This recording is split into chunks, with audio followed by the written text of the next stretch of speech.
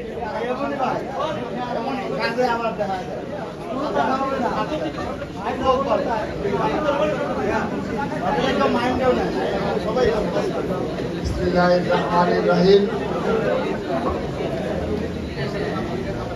রাজবাড়ী জেলা ছাত্র দলের আজকের এই কর্মী সম্মেলনে সভাপতিত্ব করছেন রাজবাড়ী জেলা ছাত্র দলের বিপ্লবী আহ্বায়ক, আন্দোলন সংগ্রামে বেড়ে ওঠা নেতৃত্ব আরিফুল ইসলাম রুমান। প্রধান বক্তা হিসেবে উপস্থিত রয়েছেন বাংলাদেশ জাতীয়তাবাদী ছাত্র দলের বিপ্লবী সাধারণ সম্পাদক, রাজপথের পরীক্ষিত নেতৃত্ব, ঢাকা বিশ্ববিদ্যালয়ের মেধাবী ও পরিচ্ছন্ন ভাবমূর্তি ছাত্রনেতা নাসির উদ্দিন নাসির। বিশেষ অতিথি হিসেবে উপস্থিত রয়েছেন ঢাকা বিশ্ববিদ্যালয় ছাত্র দলের সাবেক সফল সদস্য সচিব, কারা নির্যাতিত ছাত্রনেতা আমানুল্লাহ আমান। বিশেষ বক্তা হিসেবে উপস্থিত রয়েছেন বাংলাদেশ জাতীয়তাবাদী ছাত্র দলের বিপ্লবী প্রচার সম্পাদক, যুগ্ম সাধারণ সম্পাদক পদমর্যাদায় ছাত্রনেতা শরীফ প্রধান শুভ, এবং সঞ্চালনা করছেন রাজবাড়ী জেলা ছাত্র দলের বিপ্লবী সদস্য সচিব মোহাম্মদ শাহিনুর রহমান শাহিন সহ উপস্থিত রাজবাড়ী জেলা ছাত্র দলের আহ্বায়ক কমিটির আহ্বায়ক সদস্য সচিব সহ সিনিয়র যুগ্ম আহ্বায়ক ফারুক সহ যুগ্ম আহ্বায়ক বৃন্দ, সদস্যবৃন্দ এবং রাজবাড়ী জেলা ছাত্র দলের আওতাধীন উপজেলা, পৌর ও কলেজ ছাত্র দলের নেতৃবৃন্দ। আমি সবাইকে ছাত্রদল কেন্দ্রীয় সংসদের পক্ষ থেকে জানাচ্ছি হৃদয় নিংড়ানো ভালোবাসা। প্রিয় নেতৃবৃন্দ, শুরুতে বলে নিচ্ছি, আমাদের প্রথমের প্রত্যাশা ছিল আমরা রাজবাড়ী জেলা ছাত্র দলের আওতাধীন উপজেলা, পৌর ও কলেজ ছাত্র দলের যারা নেতৃত্বে রয়েছেন, বিশেষ করে এই রাজবাড়ী জেলা ছাত্র দলের আওতাধীন কলেজ ছাত্র দলের যে সকল বিপ্লবী নেতৃবৃন্দ রয়েছেন তাদের বক্তব্য শুনবো এবং তাদের সাথে সলা পরামর্শ করব।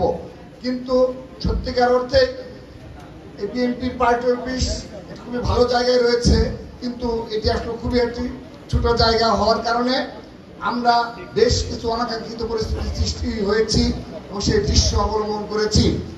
সেজন্য আমরা আমাদের কৌশল পরিবর্তন করে তাদের বক্তব্য দিতে পারিনি, কিন্তু কোনো না কোনো সময়ে আমরা অবশ্যই সে সকল সুযোগ্য উপজেলা ছাত্রদল এবং কলেজ ছাত্র দলের, পৌর ছাত্র দলের নেতৃবৃন্দদের আমরা অবশ্যই বক্তব্য শোনার জানিয়ে দেব। বিশেষ করে কলেজ ছাত্র দলের নেতৃবৃন্দদের উদ্দেশ্যে বলছি, আমরা দায়িত্ব নেওয়ার পর থেকে আমাদের সর্বাগ্রের বিবেচনা রয়েছে শিক্ষা প্রতিষ্ঠান। ছাত্র দলের এখন প্রথম কাজ হলো সেই শিক্ষা প্রতিষ্ঠানে আবারও আমাদের পুনর্জাগরণ ঘটানো।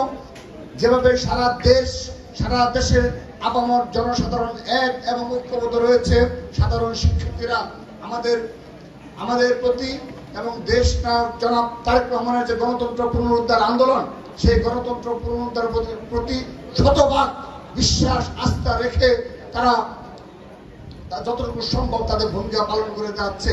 কিন্তু সেই সাধারণ শিক্ষার্থীরা যারা গণতন্ত্র পুনরুদ্ধারে দেশ জনাব তারেক রহমানের সিদ্ধান্তকে মেনে ভোট বর্জন করেছে এবং এই অবৈধ ফ্যাসিস্ট সরকারের বিভিন্ন গণতন্ত্র হরণের সবকিছুর বিরুদ্ধে অবস্থান নিয়েছে, সে সকল সাধারণ শিক্ষার্থীদেরও সরাসরি ছাত্র দলের পতাকা দলে নিয়ে আসতে হবে আমাদেরকে। সেজন্য আমাদেরকে সর্বোচ্চ পরিমাণে সবাইকে ভূমিকা পালন করতে হবে। আমি প্রথমে আমাদের এই অবৈধ ফ্যাসিস্ট সরকারের এবং ছাত্রলীগের এবং বিশেষ করে প্রশাসনের যে ন্যাক্কারজনক ভূমিকা, সেই বিষয়গুলো আমার পূর্বকার যে বক্তা রয়েছে তারা বলে গিয়েছেন এবং আপনারা সবকিছু অবগত রয়েছেন। আপনারা নিজেরা সচেতন কারণেই আজকে এই প্রোগ্রামে এসেছেন। আপনারা ছাত্র দলের ব্যানারে এই পতাকা দলে আবদ্ধ হয়েছেন। আপনারা এই দেশের তথা এই রাজবাড়ির শ্রেষ্ঠ সন্তান কারণেই আপনারা এই শত নির্যাতন অত্যাচার সহ্য করাও এই গণতন্ত্র পুনরুদ্ধার আন্দোলনে নিজেকে নিয়োজিত রেখেছেন। সেজন্য আমি বলতে চাই আপনাদের সকলের সহযোগিতা লাগবে। আমি প্রথমে এখানে যারা নেতৃত্বে রয়েছে আমি বলে দিচ্ছি, এখানে যারা নেতৃত্বে রয়েছে বিশেষ করে রাজবাড়ী জেলা ছাত্র দলের বিপ্লবী আহ্বায়ক রুমান এবং সদস্য সচিব শাহিন। এই আহ্বায়ক রুমান ভাই সম্পর্কে বলতে হলে অনেক কিছুই বলতে হয়। তিনি সত্যিকার অর্থে আন্দোলন সংগ্রাম থেকে বেড়ে ওঠা নেতৃত্ব এবং এই অবৈধ ফ্যাসিস্ট সরকারের আজ্ঞাবহ প্রশাসন দ্বারা বারবার নির্যাতিত হয়েছে, কারাবরণ করতে হয়েছে। আমরা সবই অবগত রয়েছি। ঠিক একইভাবে সদস্য সচিব শাহিনুর রহমান শাহিন, তিনি বাংলা কলেজ থেকে অনার্স মাস্টার্স করেছেন। এই ধরনের ছাত্র দলের যারা শুধুমাত্র পড়াশোনাতেই শুধুমাত্র ভালো স্টুডেন্ট নয়, তিনি একজন ভালো দক্ষ সংগঠক কারণে এবং রাজপথের পরীক্ষিত সৈনিক হিসাবেই তিনি ছাত্র দলের রাজবাড়ী জেলা শাখার দায়িত্ব পেয়েছেন। ঠিক একইভাবে এখানে আমরা লক্ষ্য করেছি এখানে সিনিয়র যুগ্ম আহ্বায়ক ওমর ফারুক সহ আরো বেশ কিছু যুগ্ম আহ্বায়ক রয়েছে।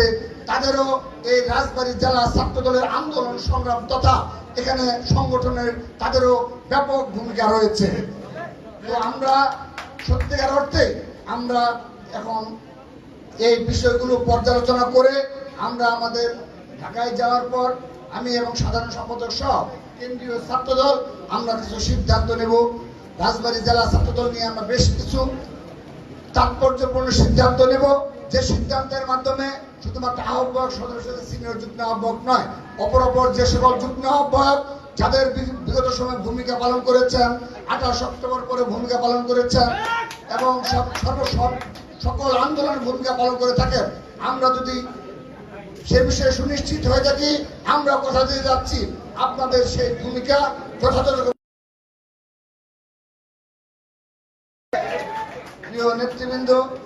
প্রিয় নেতৃবৃন্দ, আমরা এই আহ্বায়ক সদস্য সচিব সহ সকল যুগ্ম আহ্বায়কের দৃষ্টি আকর্ষণ করছি এবং আপনাদের নিকট একটি নির্দেশনা প্রদান করছি। এই নির্দেশনা শুধুমাত্র আমাদের ছাত্র দলের নির্দেশনা নয়, এটি শুধুমাত্র রাকিব নাসিরের নির্দেশনা নয়, এটি সরাসরি দেশ নায়ক জনাব তারেক রহমানের নির্দেশনা, সুস্পষ্ট নির্দেশনা। আপনারা যারা দায়িত্বে রয়েছেন আমাদের যে কমিটি রয়েছে আহ্বায়ক কমিটি, সেই আহ্বায়ক কমিটি শুধুমাত্র আহ্বায়ক সদস্য সিনিয়র যুগ্ম আহ্বায়ক নয়, সদস্য যারা রয়েছেন তাদের প্রতি সুস্পষ্ট নির্দেশনা হলো আজ থেকে আমরা এই কর্মী সম্মেলন থেকে যাওয়ার পর থেকে এই রাজবাড়ী জেলার যতগুলো শিক্ষা প্রতিষ্ঠান রয়েছে, কলেজ মাদ্রাসা রয়েছে, সবগুলোতে আমাদের সংগঠনকে দাঁড় করে দিতে হবে। যারা এই ভূমিকা পালন করবেন তাদেরকে সাংগঠনিকভাবে আমরা পুরস্কৃত করব, আর যারা এই ধরনের ভূমিকা পালন করতে ব্যর্থ হবেন আমরা তাদেরকে সাংগঠনিকভাবে তিরস্কার করব। আমাদের স্পষ্ট বার্তা, দেশ নায়ক জনাব তারেক রহমানের স্পষ্ট বার্তা। এবং সে সকল ক্যাম্পাসে আমরা অবগত রয়েছি, আমরা সেই বাস্তবতা জানি যে সেখানে ছাত্রলীগের দখলদারিত্ব রয়েছে।